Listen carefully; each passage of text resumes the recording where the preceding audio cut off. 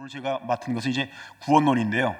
에베소서 4장 13절에 보게 되면 이렇게 말씀이 기록되어 있습니다. 우리가 다 하나님의 아들을 믿는 것과 아는 일에 하나가 되어 온전한 사람을 이루어 그리스도의 장성한 분량에 충만한 데까지 이르리니, 이렇게 돼 있어서 예수를 믿는 것은 알아야 믿어요. 그러니까 제가 강북제일교회 있을 때 그 국어 선생님을 하셨던 분이 국어 선생님을 하셨던 분이 예수를 믿었는데 알아야 믿지 않는 거예요. 그냥 교회는 가니까 무조건 믿어라 그러는데 뭘 믿어야 되냐는 거예요. 그래서 자기가 책을 썼어 나중엔.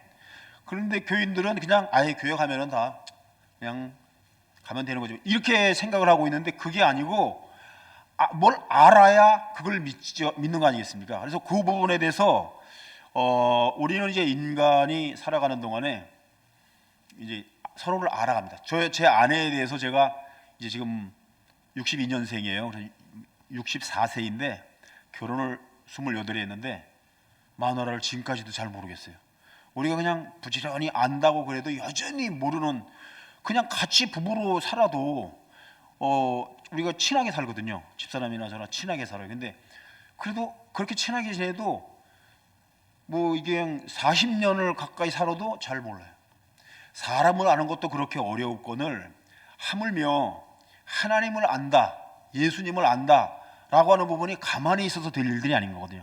그래서 우리는 이제 예수님을 점점 더 알아가며 온전한 가운데로 나아가는 이런 삶의 형태인 거거든요.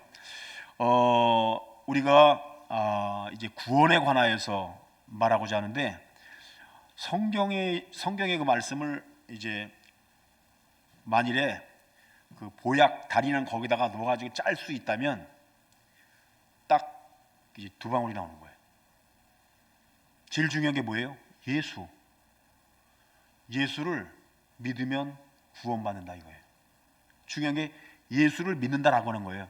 구원은 하나님이 이루어주시니까. 그래서 나는 세상에 살아가는 동안에 예수님을 점점 더 알아가는 자로서, 그래서 예수를 믿고 그 구원에 이르게 되는 이런 신앙생활을 하는 자다라고 하는 것입니다. 그리고 구원은 뭐냐? 구원에 대한 이야기는 많이 듣어요. 근데 다른 사람이 구원이 뭐야? 이 중에 구원에 대해서 확실하게 말씀할 수 있는 분 한번 손 들어보세요. 이래서 제가 있는 겁니다. 구원이라고 하는 부분은 구원론에 대해서 들으셨는데 집에 가셔서 구원이 뭐야? 누가 물어보면 잘 몰라. 그리고 그냥 지나갈 게 아닌 거예요. 이 구원이라고 하는 것은 모든 악과 고난으로부터 해방되는 겁니다. 그러니까 이제 성경에 보게 되면 그 이제 영혼 구원받는 일도 있지만 이 감옥에 갇혔던 자가 풀려나는 것도 구원이라는 단어를 써요. 우리는 이제 우리 번역본으로다가는 그걸 구원이라고 이렇게 쓰지 않지만 이제 아픈 사람이 낫는 것도 구원이고, 그래서 모든 악과 고난으로부터 해방되는 겁니다. 그러니까 예수 그리스도께서 오셔서 바로 이렇게 악과 고난으로부터 우리를 건져내고자 하시는 거예요. 전국적으로 우리가 예수 믿고 구원받는다라고 할 땐 나중에 우리 주님이 오셔가지고 우리를 신령한 몸으로 변화시키셔서 천국에 가게끔 이해하실 건데, 세상에 사는 동안에도 주님께서 우리의 구원의 역사를 이루어주시는 거예요. 여러 어려운 상황, 악한 상황, 고난의 상황, 이제 이 악과 고난의 종착점은 죽음입니다. 이제 이게 왜 죽게 되느냐? 죄 때문에 죽는 거예요. 나이가 먹기 때문에 죽는 거는 나타나는 현상인 거고, 왜 사람이 죽게 되느냐? 죄 때문에 죽는 거예요. 그렇기 때문에 이 죄 문제를 해결해 주셔서 거기로부터 구원에 이르게 하시는 일을 예수님이 하셨다라고 하는 것입니다. 그러니까 모든 악과 고난으로부터 해방되는 게 구원이다 라고 하는 부분들을 기억하시고, 남들이 왜 예수 믿으면 구원받는데, 옛날에 이제 제가 어릴 때도 보면 뭐라 구원을 줘? 이런 못해가지고 10원을 주지 그랬던 적이 있어요. 아마 이제 그런 얘기를 들으신 적이 있나 모르겠는데, 이제 사람 조롱하는 사람들이 교회 가면 구원 준대. 아니 이런 못해가지고 10원 주지 뭐 구원이 뭐야? 그랬다는데 그 구원이 그런 게 아니고 모든 악과 고난으로부터 해방되는 것. 그게 그런 거 좀 쓰세요. 거기 돼 있나? 써 있어요? 모든 악과 고난으로부터 해방되는 게 구원입니다. 구원을 그래도 강의를 들으셨으면 그 나중에라도 그걸 이제 이해를 할 수 있어야 되잖아요. 누가 뭐라 그러면 그 부분에서 대답할 수 있는. 근데 이제 이 죄라고 하는 것을 보통 사람들은 말을 하면 윤리 도덕적인 것을 먼저 떠올려요. 뭐 도둑질을 했다든지 강간을 했다든지 그런 것만 죄라고 생각하는 거예요. 근데 성경에서 제일 큰 게 뭐냐면, 제일 큰 죄가 뭐냐면 하나님을 등지고 떠나는 게 이제 죄입니다. 그러니까 내 마음대로 살겠다, 하나님이 뭐가 필요하냐, 이러고 살아가는 게 죄라는 거예요. 이게 그 근본적인 이런 문제, 거기에 대한 이제 여러 가지 많은 설명들이 이렇게 필요한데, 그게 왜 그렇게 되느냐면 하나님이 우리를 창조하셨기 때문에 그래요. 하나님이 우리를 창조하셔서 하나님의 목적과 의도를 따라 우리가 살아가도록, 그렇다고 뭘 억압을 하는 것이 아니라, 예를 들어서 기차를 사람이 만들 때는 철로 위를 달리게 합니다. 배를 만들 때는 바다 위로 떠다니게 합니다. 근데 기차가 만일에 물로 들어가면 아웃입니다. 배가 철로 위에 있어 봐야 안 갑니다. 목적과 다른 거예요. 원래 그것을 이제 만들 때에 기차는 바퀴를 만들어 가지고 철로를 달려서 100km, 200km 막 그냥 떼제배 이런 거 타면 막 300km 막 이렇게 달릴 수 있잖아요. 이게 애당초 만들 때 우리 모두가, 여기 계신 분들을 포함해서 세상에 있는 모든 이들이 그냥 아무 의미 없이 세상에 오는 게 아니라, 하나님은 한 사람 한 사람에게 대해서 지으시고 세상에 보내실 땐 의도가 있으신 거예요. 이 안에 많은 것들이 있습니다. 피아노가 있고 마이크가 있고 시계가 있고, 그걸 만들 때는 시계는 시간을 알리기 위해 있는 거예요. 피아노도 이 음을 내기 위해 있는 거예요. 이게 음이 안 나면 고장 난 거잖아요. 시계가 안 간다, 있을 이유가 없는 거예요. 이 안에 있는 모든 것들은 쓰레기 말고는 다 의자가 됐더니 뭐든지 다 이유가 있어요. 아니 하물며 이런 의자도 목적이 있거늘 사람이 아무런 목적 없이 태어나가지고 밥이나 먹다가 시간 때우고서 90이 되면 죽는다, 이게 말이 안 되는, 그게 죄인 거예요.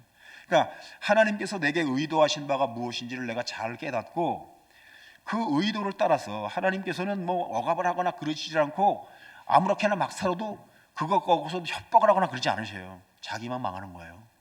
근데 사람들이 세상에 살아가는데 하나님께서 하나님이 나를 사랑하시고 이 세상에 보내셔서 나를 통하여 이루고자 하시는 일이 있다, 그게 규모가 얼마나 커야 되는지 뭐 이런 게 아니라 작은 일일 수도 있고, 그런데 모든 이들이 다 귀중하고 이들이 세상에 살아가는 동안에 하나님으로부터 받은 사명을 따라서 제대로 살아야 되는 거예요. 근데 하나님을 등지고 떠난 이들이 이게 안 되는 거예요. 자기 뜻이 하나님보다 우선이 되는 거예요. 지 마음대로 사는 거예요. 그냥 그 기차가 철로를 벗어나게 되는 거예요. 이런 현상, 이게 죄이거든요. 근데 사람들은 다 도덕적인 것을 우선해요. 그래서 내가 무슨 죄를 졌다고 그래, 이렇게 말을 하는데, 하나님을 벗어난, 하나님이 우리를 사랑하시고 우리를 도우시며 선한 삶을 살아가도록 기대하시는데 모르겠다고, 난 내 마음대로 살겠다고 이러고 살아가는 게 이제 죄인데, 이제 이 세상에는 하나님께서 우리를 만드셨다라고 하는 것에 대해서 거부하는 사람이 더 많습니다. 이제 창조론과 진화론이 있어요. 진화론부터 먼저 말씀을 드리면, 이게 얼마나 허구 위에 있는지를 이게 얼마든지 볼 수 있는데, 그게 이제 사람을 예로 들어보게 될 때, 사람이 세포가 30조나 있습니다. 30조개. 밥을 먹거나 막 이렇게 하면 그게 한 50조가 돼요. 내 세포가 아닌 것까지 다 들어가잖아요. 소고기를 먹는다, 야채를 먹는다, 그게 다 세포로 돼 있잖아요. 그걸 다 먹으면 50조쯤 됩니다. 수를 50조, 그러니까 숫자가 있지만 얼마나 많은 그건지를 이루다 우리가 조가 지나면 헤아릴 수 없을 만큼 많아요. 근데 그 조가, 우리가 이제 염색체 같은 경우는 아시듯이 염색체는 23쌍인데 그게 이제 성을 구별하는 이런 건데, 그게 아미노산이라든가 이런 것들이 일정하게 배열돼야 돼요. 23개 중에 어떤 거 하나라도 어그러지게 되면 다운그루증이 걸리는 거예요. 세포 하나에 그 작은 것 하나가 고장나면 다운증후군, 다운증후군뿐만 아니라 여러 이제 형태의 사람들이 있잖아요. 그 아픈 사람들, 그게 염색체 하나가 23개 중에 23쌍 중에 하나가 어그러지면 그렇게 되는 거예요. 그러니까 진화론은 그런 상황을 모르는 사람들이 용감하게 말할 수 있는 거고, 이게 이제 그런 사람들은 또 빨리 죽어요.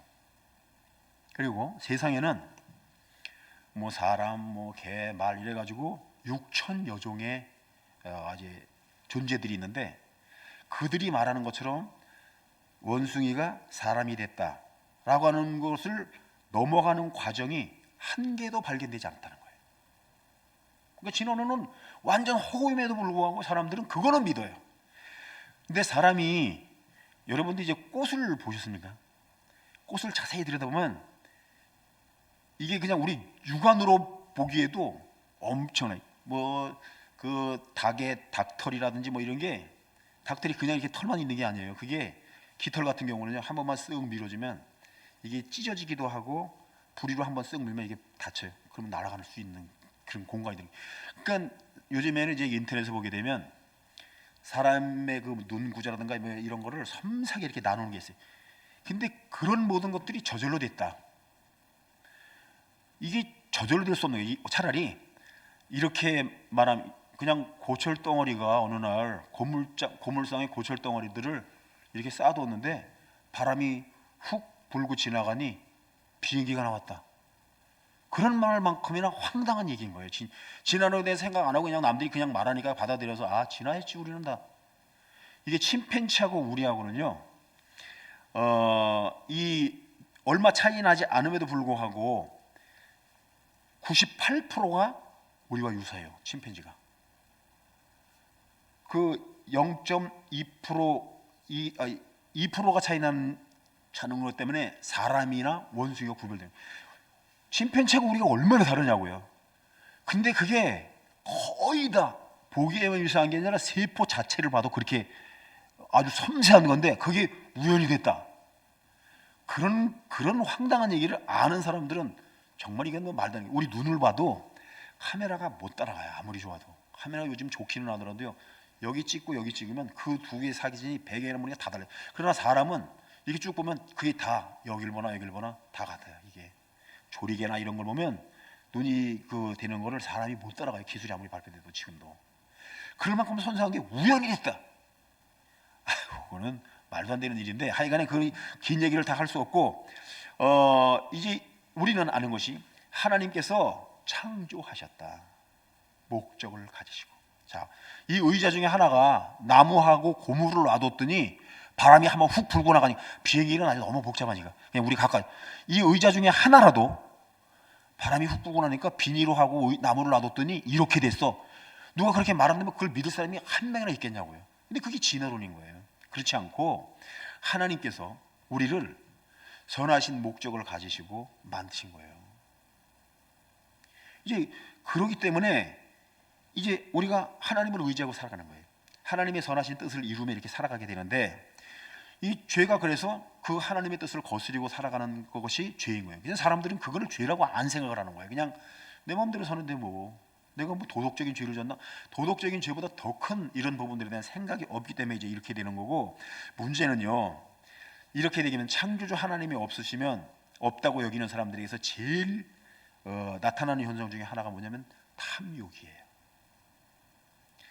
왜냐하면 자기가 자기 인생을 다 책임져야 된다고 생각하기 때문에. 안 그런데, 그렇기 때문에 내가 지금 가지고 있는 것을, 재산을 털어보니 이것 갖고는 인생을 살 수가 없는 거예요. 지금의 이 세상에 거의 많은 사람들이, 하나님을 모르는 사람들이 자기 노력으로 인생을 버텨갈 수 있다라고 하는 착각 속에 기상이 뚜딩고 앉아 있는 거예요. 안 되거든요. 남의 걸 어떻게든지 가져야 돼요. 자기가 뺏을 수 있는 만큼 최대한 뺏어야, 그것도 이제 합법적으로 어떻게 하든지 뭐 이런 거는 나중이고, 이게 기본적으로 마음에 일어나는 게 탐욕이에요. 하나님을 믿지 못하기 때문에. 우리 주님은 우리에게 하나님을 믿으라 이렇게 말씀하시지만 못 믿겠는 거예요. 근데 우리의 삶을 이제 60년의 세월, 저 같은 64년의 세월을 되돌아보면 하나님의 은혜가 아니면 살 수 없었던 경우들이 얼마나 많은지 몰라요.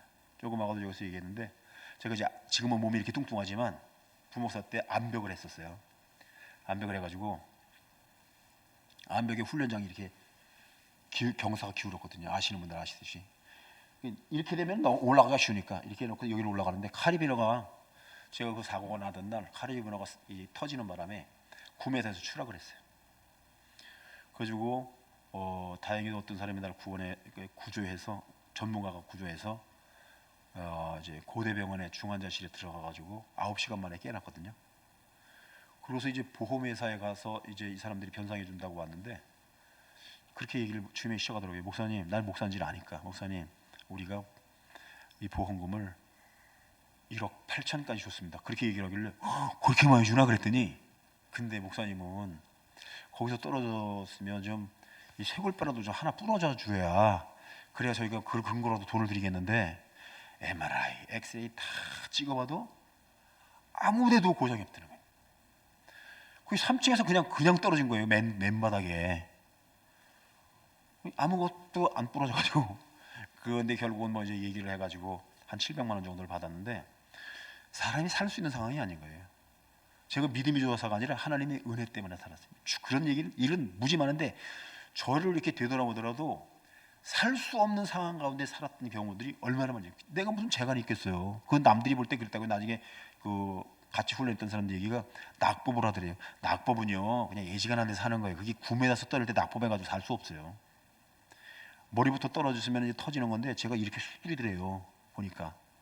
그러니까 제가 이제 군대에 있을 때 유역도 3번이나 받고 막 이러긴 해가지고 반사적으로 어느 정도 움직이긴 했나 본데 그거 못 사는 거예요. 독사에 물려가지고 실려간 적도 있고, 제가 좀 극상 맞았거든요. 지금은 얌전하지만 예전에 극상, 다 그때마다 하나님이 살려주셔서 살았어요. 눈알이 도랗게 돼요. 독사에 물리면 팔이 이렇게 보여. 그리고 이제 제가 15사단에 있었는데 후방으로 다 나오다가 이제 사단장이 그런 일이 벌어지게 되면 진급이 어려우니까 그냥 거기다 잡아놓고 일주일 지내는 바람에 살아서 내가 왔는데, 하여간에 그런 극단적인 어려운 일들 말고도 삶에 얼마나 뭐 이거 이번에 진짜 도저히 어렵다 이러던 걸 극복한 게 우리가 얼마나 많아요. 지나니까 다 잊어먹고 사니까 그렇지. 하나님의 은혜로 그 부분들을 우리가 다 지나오는데, 그냥 맞닥뜨린 입장에서는 막 죽을 것 같아가지고 막 하나님도 부르고 막 그러지만, 지나가고 나면 에이 별것도 아닌데 내가 그랬는데 이러고 앉아 있는 거예요. 사람들이 은혜를 모르고.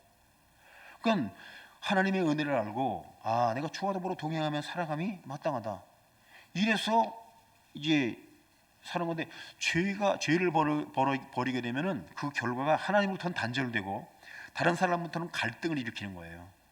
탐욕 때문에. 그리고 자기 자신은 불안감 속에 살아가는 거예요. 이런 삶에서 벗어나게끔 이제 하나님께서 하시려고 예수 그리스도를 보내셨는데, 인간은 스스로 구원할 수 있나? 답부터 말씀드리면 아니라는 거예요. 그 수렁에 빠져 보신 적 있습니까? 제가 어릴 때 아버지가 이제 목회를 하셔서 영성에 있었는데, 수렁에 빠지면요 못 나와요. 버르적거릴수록 더 들어가는 거예요. 누군가 밖에서 줄을 던져주거나 막대기를 잡아줘야 나올 수 있어요. 죄인인 인간이 자기 죄를 해결하고 나갈 수 있는 방법이 없는데, 대개의 많은 종교들은 자기의 노력으로 구원에 이를 수 있다고 생각해요. 예수 믿는 사람들은 나는 내 노력을 가지고 구원에 이를 수 없다라고 알고 시작하는 사람들이에요. 그래서 하나님의 아들이신 주님이 날 구원하시지 않으면 구원은 없다. 이제 이 불교 같은 경우에는 인간의 모든 괴로움은 집착에서 있다고 생각해요. 그것도 욕심의 일부분인 거예요. 집착 때문에 있다. 그래서 이 집착을 힌두교나 불교가 같은 맥락인데, 윤회를 800만 번 하면, 윤회가 뭔지 아시죠? 내가 살다가 뭘 잘못했으면 개가 되는 거야. 개가 됐다가 다시 또 뭐 사람이 있다. 이걸 800만 번을 하는 거예요. 근데 이 800만 원을 하기 전에 도를 깨달으면 거기서 벗어난다 이렇게 생각을 하게 되는데, 그러니까 항상 노력이에요. 이들은 대개 많은 그 종교들이 노력이에요. 도교 같은 경우에도 거기에서는 자기가 선한 일을 한 번 했어요. 그러면은 그 이제 1점부터 시작해서 다 있어요. 1점짜리가 오고 2점짜리가 오고. 그러니까 예를 들어서 이제 1점짜리는 다른 사람들이 슬픔에 당했을 때 위로하는 것, 그리고 나쁜 짓 이래가지고 전부를 다 보태서 이제 평균을 낸다는 거예요. 아니 그래도 어쨌거나 그것도 노력을 해야 된다는 거예요. 착한 삶을 살기 위해 내가 노력을 하면 될 수 있다라고 하는 이런 가망성을 주는데, 그게 될 수 없는 일들인 거거든요. 사람이 살아가는 동안에 마음으로부터 지는 데까지 시작해서 다 하게 되면 그거 갖고서는 점수가 그렇게 해서 3,000점을 쌓아야 되는 건데 이룰 수가 없어요. 실제로 자기네들이 그 제시하는 뭐 지금 짧은 시간에 이걸 다 할 수 없어 그런데, 그게 뭐 다 이렇게 있어요. 뭐 약한 첩을 남을 위해 지어주면 1점, 이혼하면 마이너스 30점 이래가지고 다 더하기 빼기 이렇게 다 해가지고 3,000점 이상이 되면 그러면 이 사람이 신선이 된다. 이런 이제 과정들이 다 자기 노력으로 다 구원받는다고 이제 이렇게 말을 하는데, 우리는 그렇지 않고 내 노력으로는 도저히 이룰 수 없는 부분인 거다. 수렁에 빠진 자가 허부적거리는 것과 마찬가지로, 그러나 애를 쓸수록 더 고뇌와 고통 속에 빠지는 거고, 그래서 하나님께서 우리로서는 할 수 없는 일을 이루어 주시기 위해 죄가 없으신 분이 우리를 구원해 줄 수 있는 거지, 죄인끼리 뭐 서로 다 그 같이 수렁에 빠진 사람들끼리 서로 머리끄댕이 잡아준다고 나갈 수 있는 게 아닌 거거든요. 그래서 예수 그리스도만, 죄 없으신 예수 그리스도만 우리를 구원할 수 있다라고 하는 이런 부분이고, 시간이 막 지나가니까 말씀드리면, 성경의 기록은 믿을 만한가? 이게 예수 믿으면 뭐 믿지 않는 것을 의심하는 걸 이건 다 죄인 줄 알고 막 이러지만은, 우리가 알려면 객관적으로 그 부분들을 헤아려야 되잖아요. 이 성경의 기록은 통일성이 있어서 66권이 한 1500년 넘는 기간 동안에 기록됐는데, 이게 그리고 사람은 한 40여 명 정도가 썼는데 동일한 주제를 가지고 있어요. 하나님 우리를 사랑하시고 그 아들을 통하여 우리를 구원하시고자 하는 것을 수천 년 동안 이르도록, 그 무슨 책을 수천 년 쓰는 책이 어디 있겠어요? 성경만 그래요. 그리고 이 성경을 읽는 사람들의 사람이 변화가 일어난다는 거예요.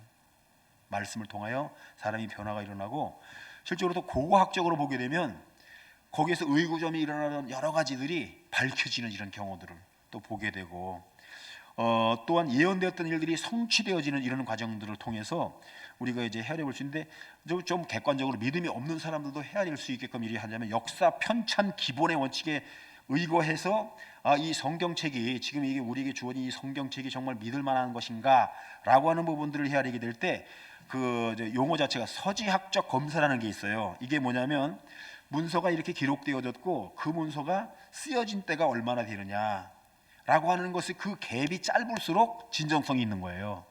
근데 예를 들어서 오늘 그 책을 갖고 오려다가 무겁기만 해가지고 그냥 말로 떼오려고 그냥 왔는데, 저 일리아드 오디세이 호메로스가 지은 그게 서사시가, 그게 이제 제일 오래된 거예요. 문학을 하는 사람이 있어서는 그걸 다 읽어요. 근데 그게 기원 전 8세기에 800년 AD 800년에 쓰여진 거고, 그것이 한 700년 지나가지고 이 문서를 정리를 해요. 그럼 그 과정은 이 700년 동안은 어떻게 왔냐? 구전으로. 지금은 저도 우리 딸 전화번호 몰라요. 우리 마누라 전화번호만 외워요. 왜? 핸드폰 해가지고 그냥 누르기만 하면 되니까. 편리성 때문에 사람들은 굳이 기억을 해야 된다고 생각을 하지 않지만, 글을 모르던 시대의 사람들은 외워야 됐어요. 그걸 잊어버리는 순간 돈을 잃는 거와 마찬가지였어요. 그 인간의 기억력이 얼마나 뛰어나냐면, 지금도 유대인들 중에는 모세 오경을 외우는 사람이 수로 다 헤아릴 수 없이 많은 거예요. 창세기, 출애굽기, 레위기, 민수기, 신명기를 한자도 틀리지 않고, 우리는 성경 구절 요한복음 3장 10절 이런 거는 알지만 한 구절 외우려면 막 얼마나 힘들어요. 근데 이 성경을 아예 창세기부터 시작해가지고 신명기까지 한자도 안 틀리고 외우는 사람이 줄을 서면 끝도 없는 거예요. 그리고 구약 성경을 다 외우는 사람들로 부지기수고, 지금도. 근데 우리보다 더 예전으로 거슬러 올라가게 되면, 그때는 그 구전이라고 하는 것이 서로에게 보완해가지고, 저희 아버님이 이제 지금 94세셔요. 건강하셔요. 어머님도.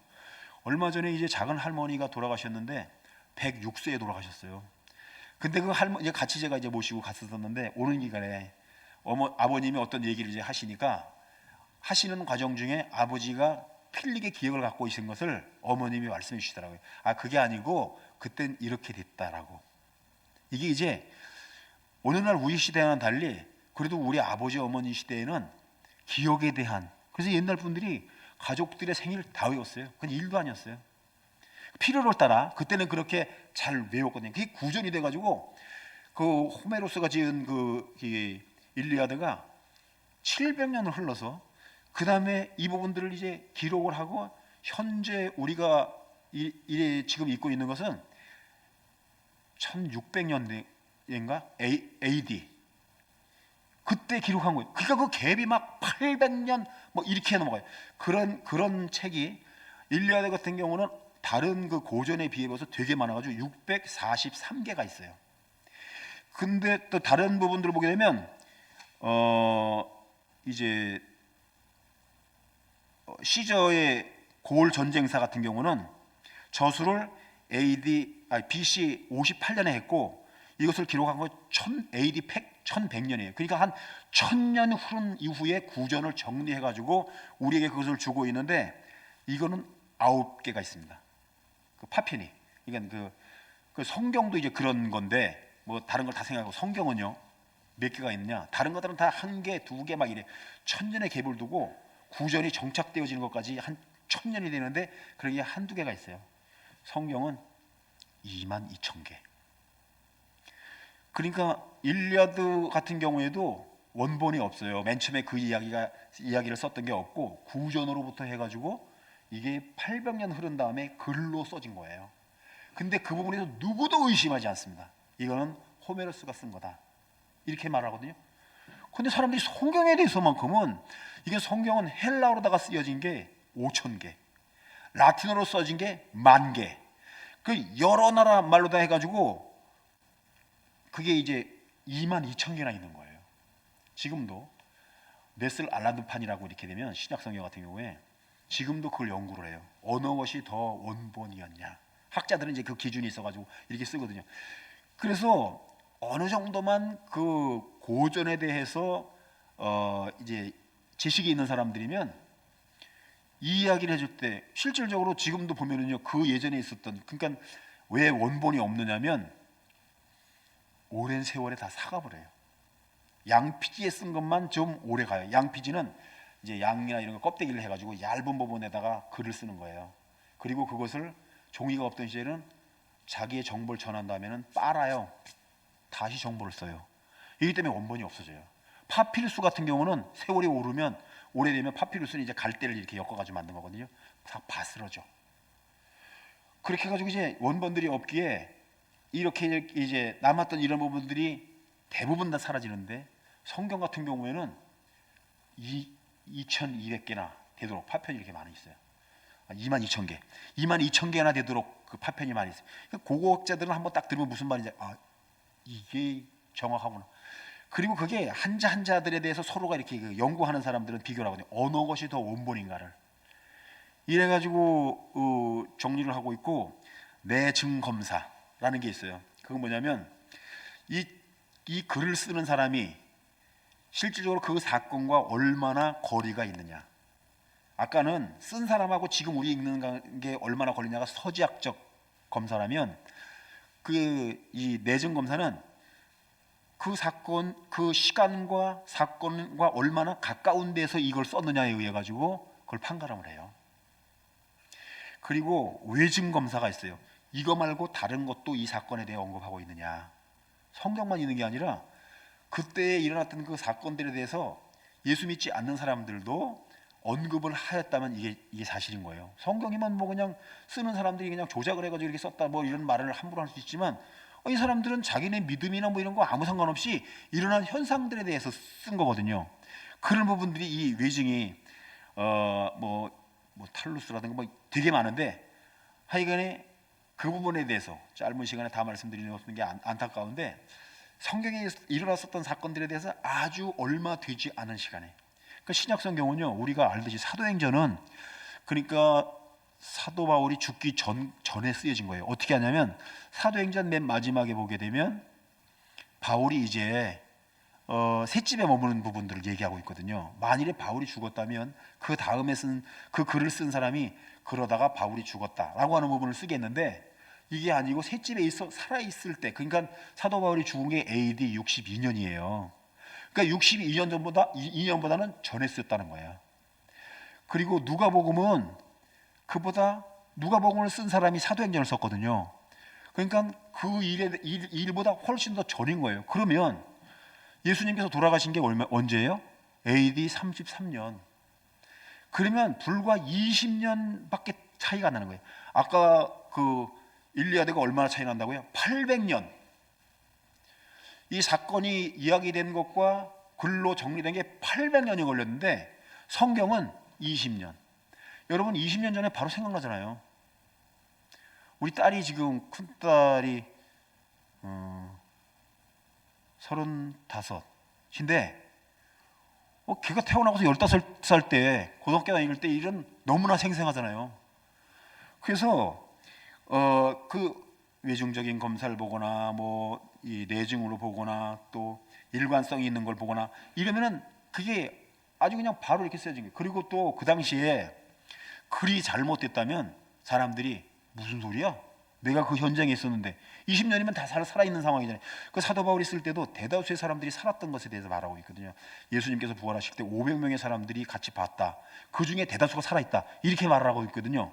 그 서신서 같은 경우는 사도 바울이 고린도전서 같은 경우에는 AD 55년에 써요. 왜 편지를 썼냐면 자기가 일일이 다 갈 수 없는 거예요. 감옥에 갇혀 있거나 이런 이유들로 또 어디를 가기 때문에 한 몸뚱이가 하나밖에 못 가요. 그러면 누구를 보내면서 글을 써보내는 거예요. 그게 서신서들이에요. 그리고 그게 다 뭐 48년 뭐 50년 그러니까 예수님께서 돌아가시고 난 다음에 채 뭐 15년 만에 이렇게 기록되고 그랬는데 그때 왜 바로 안 썼냐? 복음서 같은 경우 곧 온다고 하신 것이 내일 모레 오실 줄 알았던 거예요. 근데 예수님께서 오신다고 하는 이 약속이 자꾸 지연이 돼 보니까 그 일을 봤던 증인들이 죽어가는 거예요. 나이를 먹어가지고. 주님께서 말씀하신 건 단지 우리가 생각하는 시간적인 개념에 있어서 당장이 아니구나. 이렇게 생각하고 우리가 죽으면 이 부분에 대해서 누군가가 알아야 될 텐데. 그래서 쓴 게 복음서예요. 그래서 복음서가 서신서보다 늦게 쓰여지죠. 근데 하여간에 그것들이 다 불과 20년, 30년밖에 차이 안 난 거예요. 그거를 썼던 사람, 그 현장에 있었던 사람들이 믿지 않는 사람도 있을 거 아니에요. 반대파들도. 다 그래서 반대할 수 없는 입장 속에 있어있다는 거죠. 이게 공부를 조금만 하면 이게 성경이 이게 진짜인가? 이렇게 말하는 사람들에 대해서 물론 이제 여러분들이 지금 듣고서 가가지고 전달하시긴 좀 어려우시죠. 그러나 어떤 그런 관련된 책들을 이렇게 보시면 요즘에 저도 이제 좀 그런 건데 챗 GTP를 하다가 요즘에는 제미나이를 해요. 거기다 제미나이에다가 이렇게 뭐 질문을 할 상황들을 쓰시면 사도 바울이 고린도전서를 쓴 게 언제야? 뭐 이렇게 치면은 바로 나와요. 정확하게. 이게 그냥 믿지 않는 사람들도 다 그걸 보는 거잖아요. 누구든지 알 수 있는. 근데 그 불과 얼마 안 된 사이에 그걸 다 썼던 이런 부분들에 대한 언급을 하고 있는데 하여간에 그렇게 이제 이 고고학 증거를 보든지 아니면은 이제 그 훼손된 부분이 없는지 이런 걸 보면은 이게 뭐 곱티거로도 쓰여지고 아르메니아어로도 쓰여지고 그래서 여러 언어로 쓰여졌고 뭐 있기 때문에 그 부분들에 대해서 이렇게 비교해 보면 정확하게 맞는 거예요. 그리고 예수님은 실존 인물인가라고 하는 부분들 이제 말씀드리면 그때 당시 이제 예수님께서 갈릴리 지역에서 다니실 때는 글을 아는 사람들은 글을 쓸 줄 아는 사람들은 로마에 있었잖아요. 그들에게 있는 관심사는 위인들이에요. 저 시골 갈릴리에 있는 그 예수님 갈릴리 같은 경우는 아예 거기서 무슨 선지자가 나오겠냐 이렇게 멸시하는 땅이거든요. 거기서 일어나는 이들은 아무 관심 없는 거예요. 기록을 하는 사람들은. 여기는 그냥 베드로같이 글 모르는 사람들이 살고 앉아 있는 거예요. 그렇기 때문에 이게 이제 기록이 많이 성경 이외에 다른 데서 기록이 아주 많지 않은 거는 관심이 없으니까. 예수님께서 다니신 일에 관심 없으니까 기적이 일어난다 뭐 그때 당시에 뭐 그러니까 그냥 그런가 보다 그러고 있었지 그걸 기록하지 않았었거든요. 그랬는데 이제 이렇게 보게 되면은 여러 가지 그 증거들이 있어요. 탈루스라고 하는 사람이 이제 십자가에 달리실 때 일시에 일어났기 때문에 어둠이 임했던 거다라고 이렇게 언급을 해요. AD 53년에. 그건 이제 성경이 아닌데 기록되어 있는 거예요. 예수님 믿는 거와 상관없이 그에 대한 해석을 그렇게만 했더니 나중에 AD 221년에 태어난 아프리카누스가 말하기를 그렇지 않다. 그날이 일식은 만월에만 일어나기 때문에 그것은 그때의 일식 때문에 일어난 현상이 아니다라고 설명하는 게 있어요. 그거 말고도 풀린이라고 하는 AD 110년경의 사람이 이 사람이 비두니아 총독이거든요. 예수 믿지 당연히 않는 사람이에요. 근데 이 사람이 자기가 다스리는 지역에서 있었던 일들에 대해서 언급하기를 내가 다스리는 데는 그리스도인이라는 작자들이 있다. 이 사람들은 정해진 시간에 모여서 자신들이 섬기는 그리스도의 말씀을 차례대로 암송하고 하나의 맹세로 자신들을 결속하면 이게 사도신경을 외웠던 걸 말하는 것 같아요. 그리고 도둑질이나 강도질을 하지 않고 간음을 하지 않는다. 또 이 사람들은 자신의 돈을 내어 다른 사람들 위해 내준다. 이 현상을 그냥 말하는 거예요. 근데 사도행전에 나왔던 내용하고 같은 내용을 언급하고 있잖아요. 이 사람이 예수 믿는 사람 아닌데. 그리고 요세푸스 같은 경우는 AD 37년에 예수님이 돌아가신 건 4년 있다가 태어난 이런 사람인데, 이 사람이 이제 군대 지휘관이 됩니다. 그래가지고 이제 관심이 있는 역사에 대해서 이제 쓰게 되는데, 메시아로 불리는 예수라는 인물의 형제 야고보에게 율법을 어겼다는 제목으로 불법적으로 석형을 선고한 인물이 이 유대 대제사장이다, 이렇게 언급을 하고 있어요. 예수 믿지 않는 주변에 많은 사람들, 그 예는 무지 많은데 시간은 자꾸만 가고 앉아 있으니 그걸 다 일일이 말씀드릴 수 없지만 거기 이제 뭐 이름들은 써 있어요. 그래서 성경 이외에 그 당시에 쓰여졌던 기록문 중에 이 그리스도인과 관련되거나 예수님과 관련된 일들에 대해서 언급을 하고 있다는 거예요. 그리고 랍비의 전승에도 보게 되면 이 일에서 언급하고 있고, 또 이제 3번으로 넘어가지고 예수에 대한 기독교 신앙은 다른 종교를 모방한 것이다 라고 말하는 사람도 있었는데, 거기도 뭐 할 얘기가 많고, 그 이제 넘어가서 근데 그 대부분 말하면요, 그게 예수님 거기에 나오는 신비종교라든지 미트라스교라든지 뭐 이런 것들이 다 2세기 초 예수님께서 돌아가신 지 100년이 넘은 다음에 나타났던 건데, 아니 역사 속에 뭘 먼저 태어났으면 보고 따라가지 나중에 태어나고 보고 내가 하거나 그런 건 없잖아요. 그래서 거기에 대해서도 긴 말이 이제 있는데 생략하고, 예수 그리스도만 구원할 수 있다라고 하는 이런 부분들에 대해서 연구하는 사람들이 이제 직접 기독론이라고 하는 것이고 간접 기독론이라는 게 있어요. 직접 기독론은 성경에 쓰여진 이런 부분들을 근거로 해서 이제 하나님은 예수 그리스도는 하나님으로부터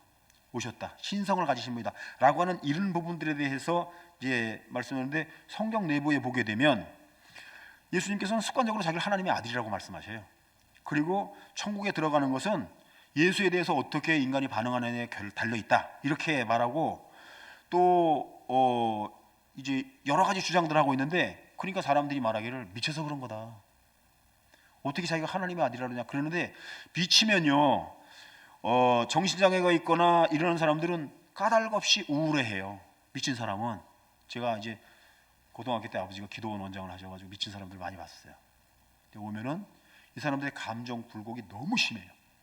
그리고 남이 자꾸 나를 죽이내는 거예요. 그래서 미친 사람들을 보게 되면 그 나타나는 게 아무거나 다 의심하고 사리에 맞지 않게 행동하고, 그런데 그런 그 미친 사람들의 증상이 예수님에게 나타나는 하나도 없어요. 그냥 어떻게든지 흠집 잡아버리는 사람들은 별의별 얘기를 다 하는데, 그런 부분에 대해서 이제 그 대해서 다 이렇게 정리되니, 그래? 그럼 예수님이 미쳤다고 하는 이런 부분들이 정말 정신병자들이 나타나는 현상이 한 번이라도 있냐? 그렇게 이제 답변을 하고, 또 그냥 거기 보게 되면 뭐 예수님 동시대에 살았던 많은 사람들이 뭐 빌라도나 헤롯이나 이런 사람들은 예수님에게 관심이 하나도 없어요. 그런데 죄 없다고 이렇게 말을 하고 그러거든요. 아까도 보셨던 것처럼 이게 성경에 기록되어지게 될 때 사람들이 다 그걸 알고 있기 때문에, 누가 혹시라도 이 같은 현장에 있었다면 헤롯이 그렇게 말했다, 죄 없다고 그랬다 그러면, 무슨 소리야? 내가 그때 그 현장에 있었는데 죄 있다고 그랬잖아, 이렇게 얼마든지 반대자들이 말할 수 있는 상황임에도 그런 게 없었다는 거예요. 성경에 나타나는 여러 가지 십자가상의 강도나 백부장이나 귀신 들리는 이들이나 세례받을 때 이런 여러 가지 부분들을 보게 되면 하나님의 아들이시다라고 하는 부분들이었음을 이제 우리가 알게 되고, 넘어가서 이제 간접 기독론이라고 하면은 예수님의 그 기록에 대해서 아주 독특한 게 있어요. 보통 구약에서도요 아멘은 맨 마지막에 써요. 근데 신약에 보게 되면 진실로 진실로 이 말 있잖아요. 그게 아멘 아멘이에요. 그냥 일반적이지 않은 여러 가지 많은데, 예수님께서 모세 율법에 대해서도 말씀하시기를 반대 문양으로 말씀하시기를, 너희가 지금까지는 이런 율법을 들었지만 나는 너에게 말한다, 이렇게 말씀하신 부분이 많아요. 그 당시에요 율법에 대해서 그렇게 말하는 사람들은 죽어요. 돌에 맞아 죽어요. 그런 상황인데, 그러니까 예수님은 본인 자신이 이 율법보다 훨씬 더 위에 계신 분이심을 드러내고 말했어요. 그래서 사람들이 뭐 종종 돌로 쳐 죽일 생각들을 하죠. 근데 그럼에도 불구하고 우리 주님께서는 그런 말씀을 계속 하시는 거예요. 죄 용서에 대해서도 말씀하시고, 아까도 말씀드린 것처럼 하나님 나라에 들어가려면 예수 그리스도께서 인간의 생사화복을 다 주관하시는 것을 믿고 그 심판에 의지해 나가는 사람들만 된다라고 하는 이런 말씀도 하시고, 후계자도 생각하지 않으시고, 이제 요한복음에 나오는 여러 가지 표적들을 통해서 나는 생명을 주는 이다라고 하는 이런 부분들을 말씀하시고, 또 인자라고 하는 그래 나도 그저 40 빨리 끝내려고 그랬는데 이거는 시간이 자꾸 길어지는데, 그래 쭉 넘어가죠. 중요한 거는 그 6번의 구원자 예수에 대한 인간의 반응을 보면, 당시의 종교 지도자들은 하나님을 모독하는 자로 생각했어요. 하나님 무슨 아들이 있다고 그래가지고 이제 이 사람을 죽이려고 이제 하죠. 그래서 이제 돌로 쳐 죽이거나 낭떠러지에 떨어뜨려서 죽이려고 하는 이런 시도를 이제 해요. 이게 다 죽여야지 이 나라 편안할 테니까 죽여자. 그렇게 유대 종교 지도자들은 그렇게 이제 말을 하죠. 그럼에도 불구하고 십자가에 달아 죽이려고 그래요. 돌로 쳐서 죽일 수도 있음에도 불구하고 십자가에 죽이려고 했던 것은, 그 구약 시대부터 내려오는 그들에게 그 이야기는 나무에 달린 자는 저주받아 죽는 자다라고 하는 부분이 있었기 때문에 빌라도를 막 윽박질러 가지고 십자가에 달려 죽게 만들죠. 물론 십자가라고 하는 것이 나중에 로마 시대 때 만들어진 거기 때문에 그 옛날 구약에는 이런 게 없었어요. 근데 구약의 예언 중에도 이런 부분들이 이제 언급되어져 있어서 그냥 꼭 십자가에 매달아 죽이려고 그러거든요. 예수님이 오셔서 말씀하셨을 때에 사람들은 그럴 수도 있지 않나, 이분이 정말 구세주가 아닌가, 이런 부분들을 우리가 성경에 보잖아요.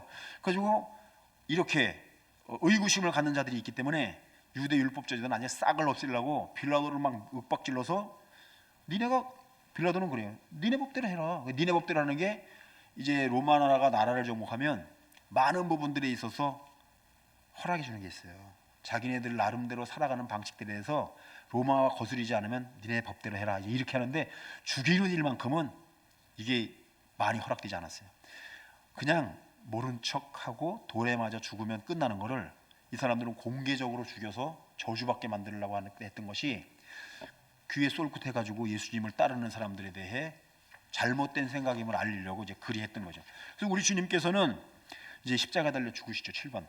그래서 그 옛날 구약 시대 때 제사를 지냈다는 것은 대신 죽는 죽음에 대해서 알리시려고, 나중에 오셔서 예수 그리스도 하시는 그 일에 대해서 이들에게 이제 구약 시대에 알리시려고 주님이 오시기 전에 죄 없는 짐승이 대신 죽은 거예요. 그거를 수천 년간 해왔던 거예요, 이 사람들이, 유대 사람들이. 그러면서도 그 의미를 몰랐어요. 왜 죄 없는 짐승이 날 대신해서 죽는가? 근데 그것이 예수 그리스도가 오셨을 때, 주님이 오셔서 그렇게 우리 죄를 다 짊어지시고 죽을 것을 예표로 보여주시게 그리 하셨구나. 그래서 우리는 지금 제사를 지내지 않습니다. 주님이 완성시키셨기 때문에. 근데 하여간에 이제 그렇게 제사로 이제 죄를 덮고 하나님의 진노를 풀어드리는 이런 역할들을 하고, 이제 우리 주님께서 그렇게 돌아가셨기 때문에, 그리고 의롭다고 이제 하시죠. 부활에 대해서 이제 잠깐 말씀드리면, 이 부활은 이제 그 성경에 있는 여러 가지 기독교적인 신앙에 있어서 핵심이에요. 부활이 없으면 고린도전서 15장에 나오는 것처럼 우리의 믿음도 헛된 거예요. 우리가 예수 믿고 구원받잖아요. 근데 주님께서 부활하지 못하셨고, 그래서 우리도 부활하지 못한다면 그냥 세상 되는 대로 살면 돼요. 부활이 있기 때문에 우리는 예수 믿고 구원받는 거예요. 우리가 장차 구원받을 것이기 때문에. 그래서 이 부활이 이제 중요한데, 이제 부활에 대해서 이제 1번, 2번 띄고, 이 빈무덤의 증거가 있거든요. 이 빈무덤에 대해서 이제 반대하는 사람들이 있어요. 여자들이 잘못된 무덤에 찾아가가지고 엄한 데 가가지고 헤매느라고 예수께서 부활하셨다고 말하는 거다, 이렇게 말하는 사람들이 있었어요. 근데 그때 여인네들이 예수님을 얼마나 사랑하고 따라다녔는데, 지 자식이 어디 만일에 죽어서 어디다 묻었다면 그걸 잊어먹는 부모가 있겠어요? 한두 명이 아닌 거예요. 그래서 이제 다른 데 갔다 이게 말도 되지도 않고, 이 사람들은 목적이 있어서 간 거거든요. 향품을 바르려고. 지금은 우리가 시간이 없으니 예수님이 십자가에서 내려지게 되게 되면은 나중에 우리가 그 향품을 갖다 넣지 못한 것을 하자. 그래서 가면서도 돌을 누가 굴려주지? 이런 걱정을 하고 갔던 이런 부분들을 이제 기록하고 있어요. 그리고 기절했다는 얘기가 있는데, 사람들은 기절했던 거야 그때. 이 사람이 매를 안 맞아봐서 그래요. 그때 당시 채찍은 끝에다가 이제 쇠 조각 같은 걸 만들어 가지고 그걸 한번 후려치면 박히는 거예요. 이게 훅 돌아가지고. 그리고 쭉 잡아당기면 배가 갈라서 창자가 쏟아나오는 거예요. 그건 채찍을 그냥 이렇게 뭐 회초리로 한 2대 맞는 것 같이 생각해서 그러지, 채찍 맞다 죽는 사람이 부지였었어요. 뼈 튀어나오고 막 이러는 거예요. 얼마 전에 동남아 어디를 갔더니 거기는 도둑질을 했다 그러면 6대를 때린대요. 근데 한 대 맞으면 2달 치료를 해야 된대요. 얼마나 아픈지. 그 채찍이 그렇게 힘든 거예요. 그냥 뭐 채찍 맞았다니까 사람들이 그냥 기절했나 보다. 그런데 그리고 또 예수님을 창으로 찌르잖아요. 물과 피가 흘러나오잖아요. 이 모든 현상이 그때 당시에 사람들이 이해를 못한 거예요. 물과 피를 흘리지? 피가 나온 것도 아니고. 근데 오늘날 과학으로 보면 사람이 그렇게 이제 매달려 가지고 있게 되면은 이 폐나 심장에 물이 고인대요. 그걸 이제 밑에서부터 찔러 가지고 이렇게 되는데, 아니 심장을 칼로 이 창으로 찔러 가지고 피를 흘렸는데 어떻게 기절했다가 깨어난다는 게 말이 되냐고요. 그리고 예수님께서 그렇게 밤새도록 시달리셔서 십자가도 못 지고 가셔요. 그래서 구레네 시몬이 대신 지잖아요. 근데 현상을 좀 자세히 보면 현혹당하지 않은 일을 그냥 남들이 그렇게 말하니까 따라가는 경우들이 많아요. 그리고 우리 주님께서 이제 나타나시죠. 500여 사람들에게 나타나셔요. 베드로에게 나타나시고 제자들에게도 나타나시고 여인들에게도 나타나시고, 그래서 여러 사람들에게 자신이 나타나셨음을 보여주시죠. 그리고 이 사람들은 변화합니다. 부활을 보기 전에는 다 도망갔어요. 근데 부활의 사건이 있었기에 모두가 다 11명이 다 도망갔었다가 나중에 주님의 복음을 위해 다 순교합니다. 가룟 다 빼고. 어떻게 그들의 그 삶이 바뀔 수 있었을까? 부활의 사건이 아니면 답이 안 나오고. 그리고 교회가 있는 이유도 부활 사건이 있었기 때문에 그렇게 되고, 또 안식일을 그들이 지켰잖아요. 사회 간섭을 받는다는 게 얼마나 힘든지. 그래도 지금은 이제 신정에 대해 사람들이 생각하긴 하지만 지금도 구정이, 다음 주에 구정에 더 많이 가잖아요 사람들이. 아니 양력이 있어서 다 양력을 쓰면서도 옛적에 명절 그러면 구정이 명절인 거예요. 이처럼 오늘날 현대를 사는 사람들도 명절 한번 바꾸기가 그렇게 힘들어요. 그런데 그 오랜 세월 동안 안식일을 지키며 살았던 사람들이 예수 그리스도가 부활하시고 난 이후에는 주일을 지키잖아요. 이걸 바꾸기가 얼마나 힘든 건데, 얼마나 많은 사람들이 주님께서 부활하신 그날 모여서 예배를 드린 거예요. 이런 여러 가지 현상들을 보게 되면 폴리갑의 얘기라든지 뭐 여러 가지 보게 되면 이 예수님께서 그렇게 죽으셨다가 부활하였다는 것에 대한 증명들이 이제 많습니다. 그리고 예수께서 부활하셨기에 나도 부활한다 라고 하는 이런 소망을 가지고 우리가 살아가게끔 하였죠. 이제 그 성령께서 하시는 많은 여러 가지 역사가 있지만 저는 그걸 방언이라고 생각하기보다 하나님의 말씀이 들린다는 거예요. 우리 교인들한테 내가 그 말씀을 늘 드리는데, 귀가 있으니까 들을 것 같잖아요. 성령님께서 그 마음에 내주하지 않으시면 안 들려요. 잠만 오는 거예요. 그 말씀을 들을 때 내게 감동이 있다. 성령이 역사하시는 거예요. 성경 말씀을 보게 될 때에 그 말씀을 믿을 수 있다. 이런 모든 역사들을 성령이 주십니다. 그러니까 무슨 방언을 못하면 성령을 못 받았다고 말하는 단순한 사람들도 있는데, 그게 아니고 더 중요한 건 내가 하나님 말씀을 내가 알고 그 말씀 따라 살아야겠다라고 생각하는 것이 성령께서 그 마음에 감동을 주시는 거예요. 그래서 우리로 하여금 구원에 이르게 하셔서 이제 우리 주님 다시 오실 때 우리 모두가 다 무덤에서 나옵니다. 그래가지고 신령한 몸으로 변화되는 거예요. 제가 말레이시아 갔을 때 이제 이렇게 이렇게 자기 소원을 써가지고, 대만에 갔을 때구나. 대만에 갔을 때 이 초를 이렇게 해가지고 쫙 초가 등이 있더라고요. 그 따뜻한 공기 때문에 쭉 올라오는데 소원을 쓰래요. 그래서 저는 주님 다시 오시는 날 신령한 몸으로 변화되기를 소망합니다. 그렇게 썼어요. 목사기 때문이 아니라 그게 우리 모두가 가져야 될 제일 큰 소망이에요. 집이 50평이면 좋겠다. 이건 다 이 땅에 살다가 죽으면 다 남의 거 되는 거예요. 1000억을 갖고 있어도 1원도 못 갖고 가요. 우리의 소망은 주님 다시 오시는 날 주께서 우리에게 약속하신 대로 우리가 신령한 몸으로 변화돼서 예수 그리스도와 같이 거룩하고 흠없고 책망받을 것이 없는 자로 변화되어서 천국 가는 거예요. 근데 그 과정을 가는 동안에 성령께서 우리를 가르치시고 감동시키셔서 하나님의 자녀답게 살아갈 수 있게 하셔서 우리를 하여금 온전한 구원에 이르게 하시는 거죠. 그래서 시간이 이제 됐으니까 마지막 부분, 성령께서 그렇게 개인의 구원에 이르는 역사들을 이루신다는 거고, 내목 안에 있는 부분들을 함께 읽고 약속대로 5분 일찍 끝내도록 하겠습니다. 같이 읽겠습니다. 하나님의 아들이신 예수께서 인간을 구원하시기 위해 하늘 보좌를 버리시고 이 땅에 오셔서 인간의 대성물로 십자가 위에서 죽으시고 부활하신 사실을 믿는 자는 하나님의 자녀가 되어 하늘나라를 유업으로 받게 된다는 사실을 제대로 깨닫고 입으로 고백하는 자는 구원의 확신이 있는 자이다. 이게 구원론을 하면서 정리하는 게, 예수 그리스도가 날 구원하시려고 세상에 오신 거고 십자가로 죽으심으로 내 죄값을 사해 주시고, 이제는 내가 하나님의 자녀가 된 자로서 세상을 사는 동안 욕심부리고 살아가는 일들의 일생을 허비하는 게 아니라 하나님이 나에게 기대하시는 바가 뭔가, 내게 주어진 삶의 자리에서 나는 그 일을 깨닫고 최선을 다하여 하나님의 선한 역사를 이루다가 주께서 원하시면 간다. 얼마 남지 않은 세월입니다. 살아온 세월이 더 많습니다. 우리는 누구나 죽습니다. 우리도 죽습니다. 그러기 전에 이 땅에 사는 동안 하나님의 나라를 위해 하나님의 뜻이 이루어지기를 바라고, 나를 통해 이루어지기를 바라고 신실하게 살아가게 되는 우리 하나님께서 꼭 승리하게 될 줄로 믿습니다. 수고하셨습니다.